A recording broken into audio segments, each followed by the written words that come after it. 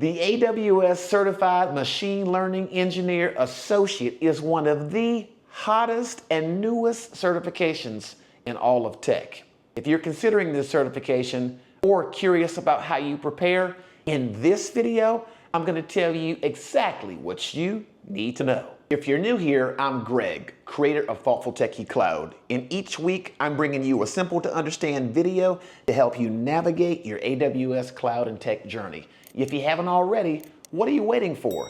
Go ahead and subscribe right now. At the very start of your consideration of the AWS Machine Learning Associate certification, there's a lot of unknowns, and that goes for any AWS certification for that matter. But what's going to help you out is putting together a system that takes you from deciding whether or not this certification is right for you, and if it is, navigating all the way through the process of the training, the exam guide, getting to the point where you've built up enough confidence to actually schedule it. This video, my aim is to give you the system that you can put together so you can come up with that to make your decision whether or not this is a certification for you. And I'm going to highlight tons of resources and techniques that you can use to prepare for this. And I promise you, this video will not disappoint. Now, I'm going to go over a lot of information here, but I want you to sit back, relax, and just chill, because you know I'm going to put those links for you in the description below.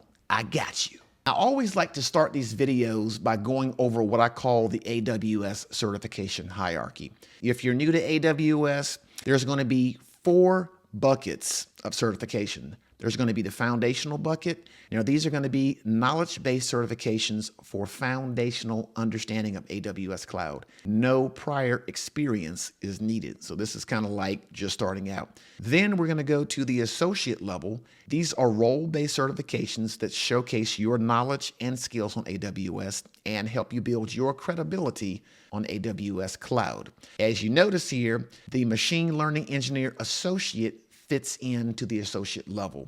As you progress throughout your studies, you can bump up to the professional level. Right now, Solution Architect Professional as well as DevOps Engineer Professionals are a choice. These are also role-based certifications, but they're going to validate your advanced skills and knowledge required to design secure, optimize, and modernize applications and automate processes on AWS. And then specialty, there are 3 right now. This is going to allow you to dive deeper and position yourself as a trusted advisor in specific areas. But our focus today is going to be on the Machine Learning Engineer Associate. We're in an interesting phase for this certification right now. It is currently in beta. The AWS Certified Machine Learning Engineer Associate is going to validate your technical ability in implementing machine learning workloads in production and operationalizing them. I really want to focus your attention on that, implementing those ML workloads and operationalizing them. This certification is not just about knowing what something is or knowing when to use a service in this particular use case. You need to have implementation level knowledge. This is definitely going to boost your career profile and credibility if you manage to clear this exam. And you're going to position yourself for in-demand machine learning job roles, which are all the rage right now. Super in demand. The exam duration while this thing is in beta is 170 minutes. There are 85 questions, and the current cost is 75 USD. Intended candidates are individuals with at least 1 year of experience using Amazon SageMaker and other ML engineering AWS services. And the candidate role examples of somebody that may be interested in taking this would be backend software developers, DevOps engineers, data engineers, ML ops engineers, and data scientists. Now, if none of that rings a bell or aligns directly with you, don't worry. You don't need to throw your hands up and say, this is not for me. You can still power through. You just may need to be able to take some additional training to be able to supplement where you have any gaps. So not to worry there. One of the greatest things you can do as a first step in preparation for this certification is to review the exam guide. This full exam guide for this certification is 23 pages. Now, don't worry, I'm not going to read everything word for word, but I am going to highlight your attention to things that you should pay particular close attention to and get you familiar with the overall structure of this exam guide. I highly encourage you, after you watch this full video, to go and first thing you do, download this exam guide and read it from start to finish because it's going to help you out immensely. Again, I want to reiterate here that this exam will validate your ability to build, operationalize, deploy, and maintain machine learning solutions and pipelines using AWS Cloud. Now, I really want to be specific here with these tasks. You're going to need to be familiar with things like ingest, transform, validate, and prepare data for ML modeling. Because guess what? You can't just take raw data and train your models against it. You really need to go through that phase to clean that data to get it ready for ML modeling. You're going to need to be able to select general modeling approaches, how to train models, tune hyperparameters, analyze model performance, and manage model versions. What about deployment and choosing endpoints and infrastructure to support those endpoints? You're going to need to have familiarity with that. Things such as provisioning the necessary compute resources and configuring auto-scaling policies based on requirements for your workload. Continuous integration and continuous delivery pipelines to automate and orchestrate your ML workflows are also going to be needed for this exam. As I mentioned in the overview, monitoring models, data, and infrastructure to detect any issues in your ML ops pipelines also necessary. And one thing we can't forget, security of your ML systems and resources through access controls, compliance features, and security best practices. Now let's take a look at some recommended general IT knowledge. The target candidate should have the following general IT knowledge: a basic understanding of common ML algorithms and their use cases is going to be beneficial to you. Data engineering fundamentals, including knowledge of common data formats, the ingestion and transformation to work with ML data pipelines. I mentioned that earlier, that whole ingest and transform, that whole bit there, that's the data engineering fundamentals. And knowledge of querying and transforming data. Additionally, knowledge of software engineering best practices for modular, reusable code development, deployment, debugging, familiarity with provisioning and monitoring cloud on-premises ML resources, the CI/CD pipelines I mentioned earlier, and experience with code repositories for version control for those CI/CD pipelines. Recommended AWS knowledge, again, there's going to be some overlap here with what we've talked about, but this is from an AWS perspective. Knowledge of SageMaker capabilities and algorithms for building and deployment. Knowledge of AWS data storage and processing services. Again, that's going to support preparing the data for the modeling. Familiarity with deploying applications and infrastructure on AWS. Monitoring tools, logging, and troubleshooting ML systems. Knowledge of AWS services specifically to help you automate and orchestrate a CI/CD pipeline. And I mentioned security, but from an AWS perspective, things such as identity and access management, encryption, and data protection within AWS going to help you out big time. Now, just as important as it is to understand what tasks are necessary for you to know to prepare for the exam, these are actually some job tasks that are out of scope for the target candidate. It's not an exhaustive list, but just a few things you can cross off the list of things you need to worry about. You don't need to worry about designing and architecting full end-to-end ML solutions. You don't need to worry about setting up best practices and guiding ML strategies. You don't need to worry about handling integration with a wide array of services or new tools and technologies. You don't need to know how to work deeply in 2 or more ML domains, for example, natural language processing and computer vision. Thank goodness there. And you don't need to worry about quantizing models and analyzing the impact on accuracy.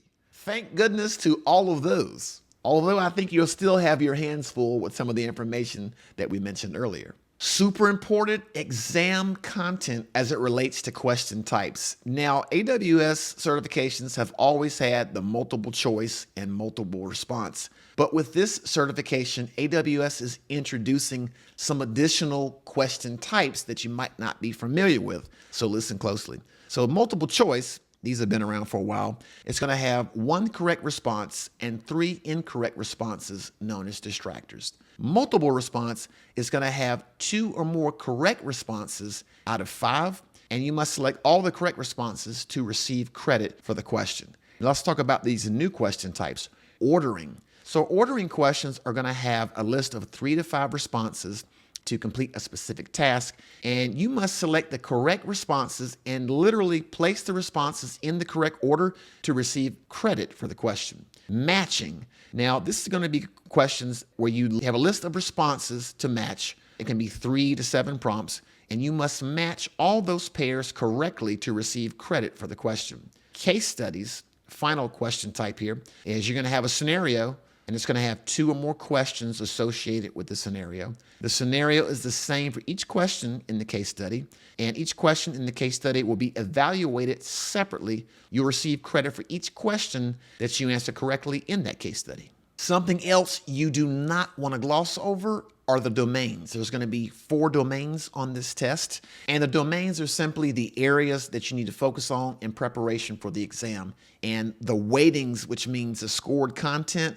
how much of this topic you can find out of 100% on the exam. So for example, domain 1 is data preparation for machine learning. It's going to be 28% of scored content. Domain 2, ML model development, 26% of scored content is going to be based on domain 2. Domain 3, deployment and orchestration of ML workflows, going to be 22% of scored content.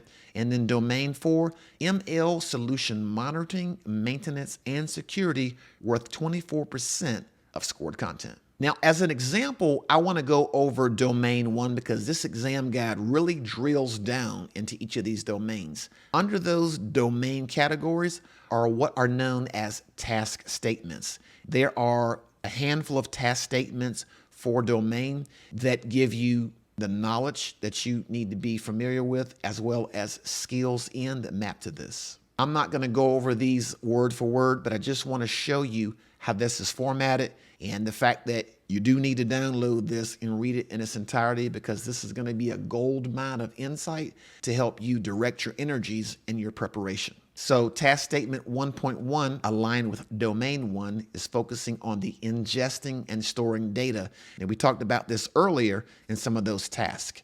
Things like be familiar with data formats and ingestion mechanisms, how to use core AWS services like Amazon S3 and Amazon Elastic File System and Amazon FSx, how to use AWS streaming data sources to ingest data, AWS storage options, including use cases and trade-offs in making those choices. In the skills department, extracting data from storage, choosing appropriate data formats, ingesting data in Amazon SageMaker Data Wrangler and SageMaker Feature Store.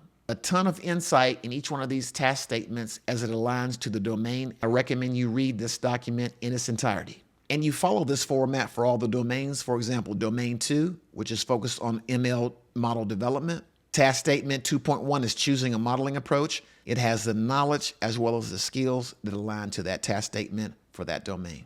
Make sure you check these out for the entire exam guide. And real quick, before we move away from this exam guide, there's an appendix, right? It has in-scope AWS services and features that you should know about. So they break these out into different categories. You have analytics category, application integration, cloud financial management, compute, containers, database, developer tools. And within each one of these categories, you'll have a list of AWS services. Additionally, you have out-of-scope AWS services and features, and these will be considered out of scope for this exam. This is about working smart, not working hard. Now, if you're still here, got a couple of surprises for you. Got some free training for you. I want to point your attention to the Standard Exam Prep AWS Certified Machine Learning Engineer Associate training. This is around a 7.5 hours worth of free training. It's going to include Introduction to Machine Learning, Art of the Possible, Planning a Machine Learning Project, and an Amazon Bedrock Getting Started training, as well as the Exam Prep Standard course itself. That course is going to go over getting to know the exam and the exam style questions. It's going to talk about refreshing your AWS knowledge and skills, review and practice, and then it's going to go into domain 1, 2, 3, and 4 in detail to really help you prepare for this certification. And if you're still here, I've got another surprise for you. AWS Power Hour for ML Engineer Associate. This is a training that AWS Training and Certification puts on. You can watch these AWS Power Hours live if it aligns with your schedule. If not, they are recorded so you can watch them on demand as well. There are 6 episodes, starting with the episode 1, exam introduction, and then every episode beyond that, episode 2, 3, 4, and 5, is aligned with the domains of the certification itself. And then finally, episode 6 will include review and practice. We covered a ton of stuff. All the links to everything we talked about are in the description below. Before you go, check out this video right here, and I'll see you in the next video.